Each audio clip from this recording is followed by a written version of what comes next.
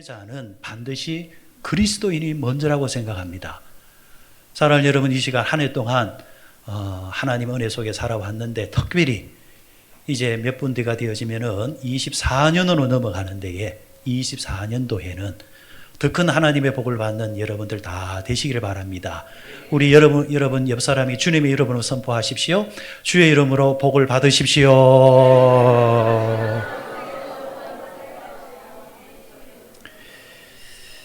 성부 영신 예배를 드리면서 저는 이 시간 예수님을 어디서 찾으십니까? 라는 말씀을 가지고 이 시간 한 해를 보내면서 또 한 해를 시작하는 말씀으로 이 말씀을 통해서 은혜를 나누고자 합니다. 사람이 태어나서 한 번의 인생, 일생을 이제 사는 동안 그 일생을 사는 동안 가장 큰 행복이 뭘까? 축복이 뭘까? 여러분, 그것은 단연코 가장 큰 기적은 하나님을 만나서 하나님의 자녀가 되었다라는 겁니다. 이것은 생각하면 생각할수록 귀한 것이고 감사한 것입니다. 어떤 분들은 쉽게 그렇게 말합니다. 나는 왜 이렇게 지지리도 복이 없을까? 몰라서 그런 말을 하는 겁니다.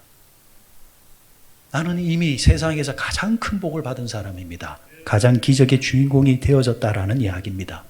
찬송가 가사처럼 만입이 있어도 주님의 은혜에 대해서 다 갚지 못하는 것이 우리의 모습입니다. 갚을래야 갚을 수 없는 것이 하나님의 은혜요, 은총인 줄 믿습니다.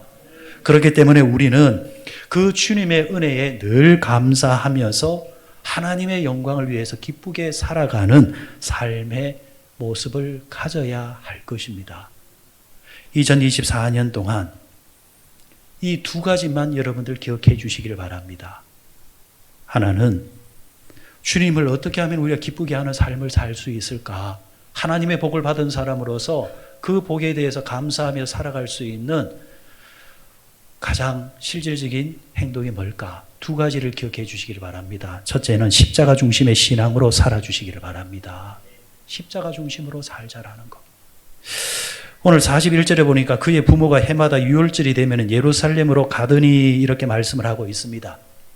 이스라엘 사람들은 명절이 절기죠. 절기가 명절입니다. 예배입니다.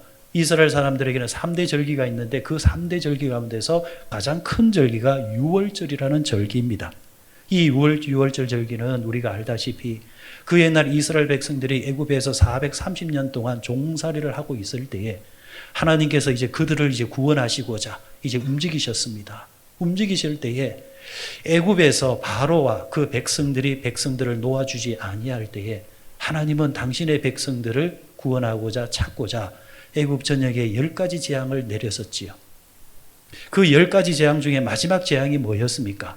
애굽 전역에 있는 첫 태생들, 사람이 되었던 짐승이 되었던 간에 죽음의 재앙을 내렸다라는 거죠.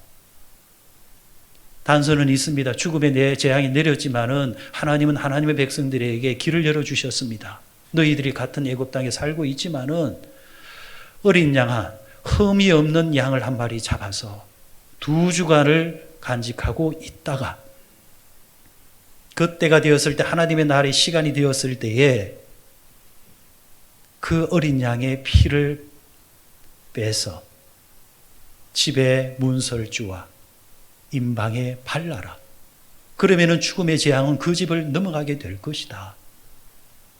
실제로 이스라엘 백성들은 이 하나님의 말씀을 받아서 그대로 실행했던 사람들은 하나님의 이 진노의 재앙이 넘어갑니다. 하지만은 애굽 사람으로 비롯해서 하나님의 백성이라 자청하는 사람임에도 불구하고 이 말씀을 들었음에도 불구하고 하나님의 말씀을 가볍게 여겼던 자들은, 멸시했던 자들은 결국 그날 밤에 죽음의 재앙이 그 집에 임함으로 통해서 애굽의 왕, 바로의 왕자로부터 시작해서 사람에 이르기까지, 짐승에 이르기까지 첫 태생들이 다 죽어나가는, 그래서 전대미문의 애굽 땅에서 이런 곡소리가 있을 수 있었느냐, 이런 때가 있었느냐 싶을 정도로 애굽 땅 전역에 곡소리가 울려 퍼졌습니다. 하지만 그 곡소리가 울려 퍼졌지만은 하나님의 말씀에 따라서 어린 양의 피를 발랐던 그 집은 재앙의 물러감으로 통하여서 안도의 한숨이 쉬게 되어지고, 말씀을 주셨던 하나님은 실제로 살아계신 하나님이고 생사를 주관하시는 분이 하나님이시라는 것, 이제 그 하나님께서 우리의 하나님이 되어서 우리는 그분의 백성이 되어서 우리를 구원해내신다는 그 사실 앞에 오히려 이스라엘 백성들은, 구원받은 백성들은 감격하게 되어졌죠. 그때 하나님께서는 백성들에게, 모세에게 당부하기를, 명령을 주시기를, 이것이 이례적으로 끝나는 것이 아니라 절기로 삼아서 대대로 유월절을 지키면서 이 날을 기념하도록 해라 라고 시작되어진 것이 유월절입니다. 그런데 여러분, 이 절기가 어떤 의미가 있느냐? 예수님께서 이 땅에 오셨을 때에 세례 요한이 예수님을 만났을 때 제일 먼저 했던 첫 말이 뭐냐니까, 보라, 하나님의 어린 양이로다. 세상의 모든 짐을 짊어지고 가는 하나님의 어린 양이로다. 사도 바울은 고린도전서 5장 7절에서 또 이렇게 말해줍니다. 우리의 유월절 양 곧 그리스도께서 희생되셨느니라. 어린 양의 피가 그 옛날 이스라엘 백성들을 구원했다고 한다면, 이제는 예수 그리스도가 십자가에서 흘려줬던 그 보혈로 말미암아 그 보혈을 믿고 그 보혈을 의지하는 자들마다 죽음의 재앙이 물러갔던 것처럼 죄와 사망에서 건져주시는 은총이 이 땅에 임하게 되어졌다라는 겁니다. 여기에 덧붙여지는 것이 저주입니다. 여러분, 이 땅에 살아가면서 저주가 얼마나 많습니까? 얼마나 저주스러운 일들이 얼마나 많습니까? 갈라디아서 3장 13절에 보니까 이렇게 말씀을 주셨습니다. 그리스도께서 우리를 위하여 저주를 받은 바 되사 율법의 저주에서 우리를 속량하셨으니 기록된 바 나무에 달린 자마다 저주 아래 있는 자라 하였음이라.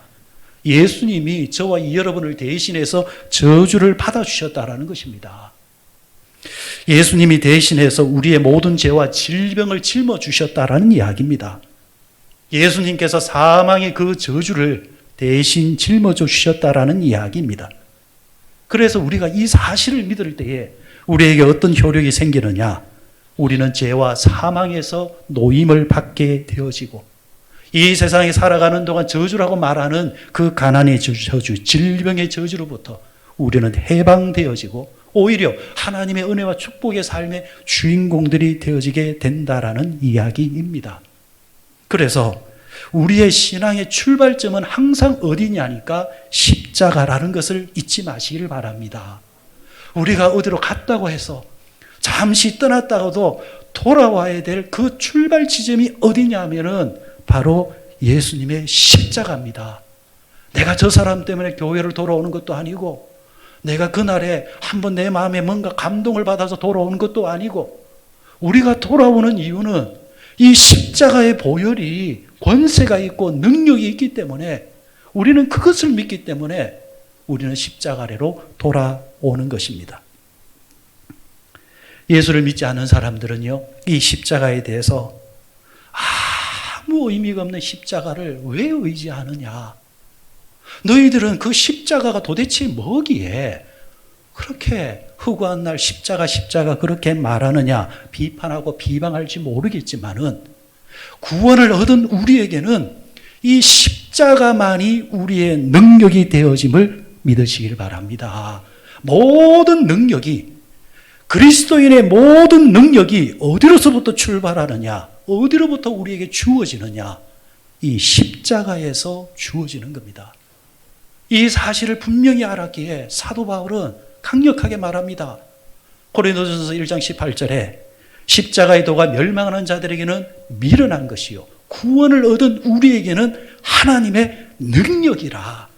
능력이 다른 곳에서 나오는 것이 아니라 바로 이 십자가, 예수 그리스도의 보혈의 권세가 묻어있는 이 십자가에서 능력이 나오는지라.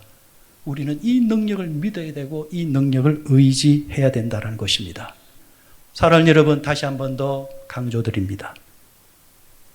십자가에 위대한 능력이 있습니다.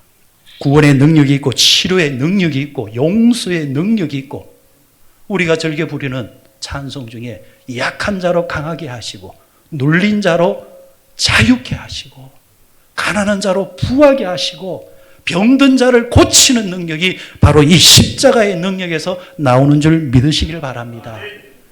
여러분, 2024년 매 예배 시간마다 우리가 사모해야 될 것이 이 예배를 통해서 1년에 52주간의 주일을 예배로 통해서 하나님 다른 것이 흐르는 것이 아니라 십자가의 은혜가 흐르게 주시옵소서. 그렇게 여러분 기도해 주시기 바랍니다. 우리가 드려지는 예배 속에서 십자가의 은혜가 흐르게 되어지고 성도들이 교회에 나와서 이 십자가의 은혜를 체험하면 하나님이 우리에게 주신 말씀처럼 영혼이 잘 되고 범사가 잘 되고 강건의 축복을 우리가 분명히 누리게 될 줄 믿습니다. 우리의 약한 부분, 나의 상처, 나의 절망스러운 것들을 바라보지 마십시오. 그것 쳐다본다고 해서 내 상황이 달라지는 것 아무것도 없습니다. 그걸 보는 것이 아니라 예수님의 십자가만 바라보시고 믿음으로 전진해 나가시는 우리 재단의 모든 권속들 되시기를 주의 이름으로 축원드립니다. 또 한 가지를 기억해 주십시오. 십자가의 능력을 가지고 이것으로 무장을 하고 교회 중심적인 신앙으로 한 해를 사시기를 바랍니다. 누가복음 2장 41절 42절은 이렇게 말씀해 주셨습니다. 그의 부모가 해마다 6월절이 되면 예루살렘으로 가더니 예수께서 12살 되었을 때에 그들이 이 절기의 관례를 따라 올라갔다가, 예루살렘이 어떤 곳이냐? 예루살렘이 왜 중요한 곳이냐? 하나님의 성전이 있는 곳이기 때문입니다. 세상에 화려하고 멋있고 의미 있는 그런 건물이 있어서 예루살렘이 의미가 있는 것이 아니라 하나님의 성전이 그곳에 있기 때문에 예루살렘이 된 겁니다. 유대인들은 이 하나님의 성전이 있는 예루살렘을 사모했습니다. 그래서 이스라엘 백성들은 3대 절기가 되어지면은 어디에 흩어져 있든 간에, 심지어는 외국에 나가 있는 사람이라 할지라도 3대 절기가 되어지면은 예루살렘으로 모여들었습니다. 평상시에는 예루살렘에 사는 인구가 약 7만에서 8만 정도 되어졌다고 역사학자들은 보고해 줍니다. 그런데 이 절기가 되어지면은 예루살렘에 7만의 인구가 200만이 되어지고 300만이 되어집니다. 정말 인산인해를 이룹니다. 사람이 그냥 걸어갈 수 없을 정도로, 밀려서 갈 정도로 예루살렘에 사람들이 넘쳐납니다.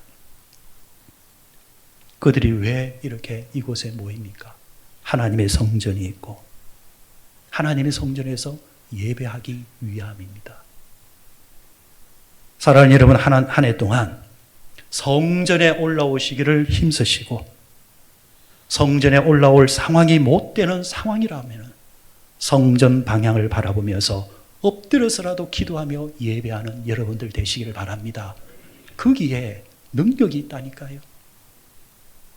다니엘에서 보게 되어지면 다니엘은 하루 3번씩 하나님의 성전이 있는 예루살렘을 갈 수가 없으니까 성전을 향해서 문을 열고 예배하고 기도했지요. 다니엘서 6장에 보니까 다니엘이 총리로 올라서 있을 때에 정치의 정적들이 다니엘을 넘어뜨리기 위해서 다니엘이 예배하고 기도한다는 사실을 정보를 알고 있는지라 왕에게 가서, 왕이시여, 이 나라의 왕은 당신이지 않습니까? 어느 기간 동안 당신 외에 다른 곳에다가 예배하거나 기도하면은 그 사람은 당신을 무시하는 사람이니까 그 사람이 신분이 어떠하든 간에 그 사람을 사자굴에 던져버리십시다. 왕이 그 말을 듣고 우쭐하죠. 띄워주니까. 왕의 인을 도장을 탁 찍어줍니다. 조서가 내려왔다는 이야기를, 소식을 다니엘이 왜 모르겠습니까? 알고 있죠. 다니엘은 그럼에도 불구하고 아랑곳 없이 전에 하던 대로 집으로 돌아가서 하루에 3번씩 기도하는 그 시간, 보란듯이 창문을 열고 하나님께 엎드려 기도하며, 하나님 감사합니다. 전에 하던 대로 다니엘은 자신의 목숨조차도 예배와 바꾸지 않았습니다. 예배에 목숨을 거는 자였습니다. 그럴 때에 반전이 일어납니다. 여러분, 오늘 우리 가운데서 인생의 반전이 기다려지시는 분들 계시죠? 2024년도에는 하나님 내 인생에 나도 반전이 한번 일어났으면 좋겠습니다. 애절한 마음을 가지고 계신 분들, 여러분들 전쟁으로 말하면 피해가지 마시고 전공법을 쓰십시오. 그냥 정면 돌파를 하십시오. 성경에서 말씀해 주신 대로 같이 가보라는 이야기입니다. 사자굴에 던져졌습니다. 그런데 던져졌을 때 하나님이 어떻게 하셨습니까? 그 사자들의 입을 밤새도록 딱 틀어막으십니다. 사자와 함께 그날 밤을 무사히 지내게 하시고, 오히려 그 다음 날 모함했던, 다니엘을 고소했던, 참소했던 그들이 오히려 사자굴에 던져지게 되고, 오히려 다니엘은 이전보다 더 확실한 자리에 올라서서 왕다음의 사람으로서 그 위치를 계속 이어서 가게 되더라는 겁니다. 만약 그가 그 전에 자기의 목숨에 위협이 왔을 때에 타협을 했다고 한다면 그의 인생의 이야기에서, 아니면은 다니엘서 6장은 오늘 우리에게 주어지지 아니했을 것입니다. 사랑하는 여러분, 저와 여러분이 내년도 2024년도에 이제 이미 2024년도가 되었네요. 이 올해에 이 다니엘서 6장의 이야기를 여러분의 이야기로 한번 만들어 보고 싶은 그런 사모함이 있으시고, 세상은 믿는 자들을 사자가 입을 벌려 삼킬 정도로 찾고 있다 했지만 걱정하지 마십시오. 여러분, 하나님 앞에 예배 중심으로 서 있는 사람은요, 그 사자가 아무리 으르렁만 거리지 절대로 예배의 사람을 삼킬 수가 없습니다. 그 확고한 믿음을 가지고 교회 중심. 교회 중심이 뭐겠습니까? 다른 중심이 아닙니다. 예배 중심이라는 겁니다.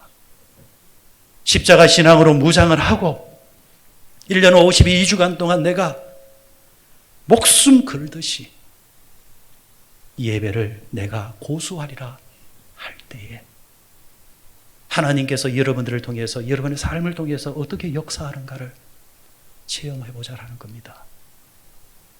하나님의 말씀이 떨어졌을 때에 어린 양의 그 피를 문지방에 발랐던 사람도 있었을 것이고, 그런데 그 말씀을 듣고도 흘려보낸 사람도 있었지만 그 결과는 극과 극이었습니다. 오늘도 똑같습니다. 이 십자가의 신앙에 능력이 있고 예배 신앙에 능력이 있음을 하나님께서 오늘 첫 시간으로 주실 때 이 말씀을 붙잡고 한 해 동안 살아가는 사람에게는 한 해의 끝자락에 하나님께서 크나큰 선물을 주실 것이고, 그러지 않는 사람들은 어느 때와 다를 바 없는 또 한 해의 시간을 보내는 것으로 또 한 해가 마무리될 것입니다.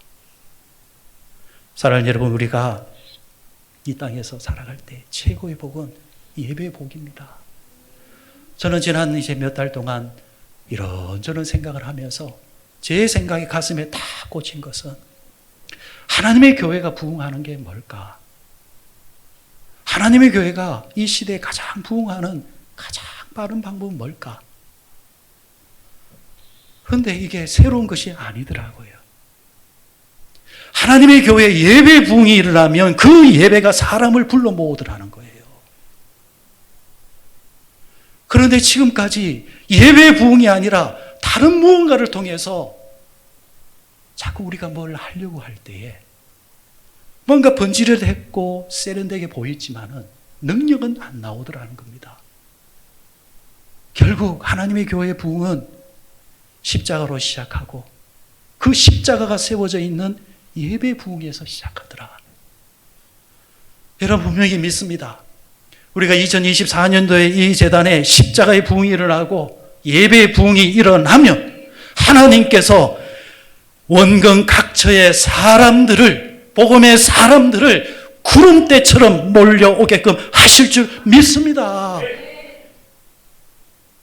하나님은 오늘도 변함없이 그 일을 하고 계시고 그런 교회를 찾고 계십니다. 단순하게 생각해 보십시오. 어떤 분들은 그런 말씀을 하세요. 목사님, 교회에 친교가 잘 되면요, 교회가 부흥합니다. 더 이상 안 속고 싶어요. 친교 다음에 분쟁이 옵디다. 사람의 친교 다음에 갈등이 옵디다.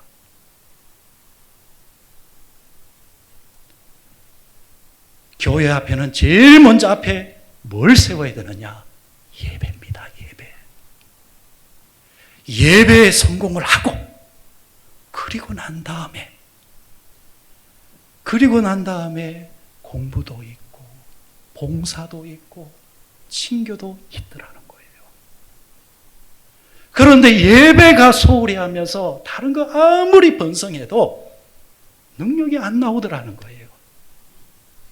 사랑하는 여러분, 우리 한 해 동안 다른 데 승부 걸지 말고 한번 예배에 승부 걸어 보십시다.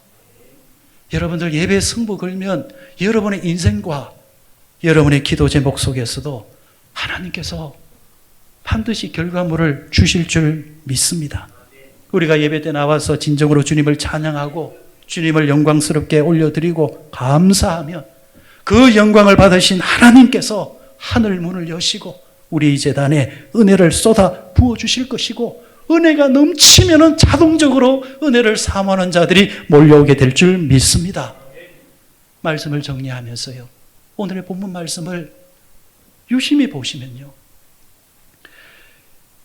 예수님과 예수님의 부모가 절기를 지키러 예루살렘을 올라가셨어요.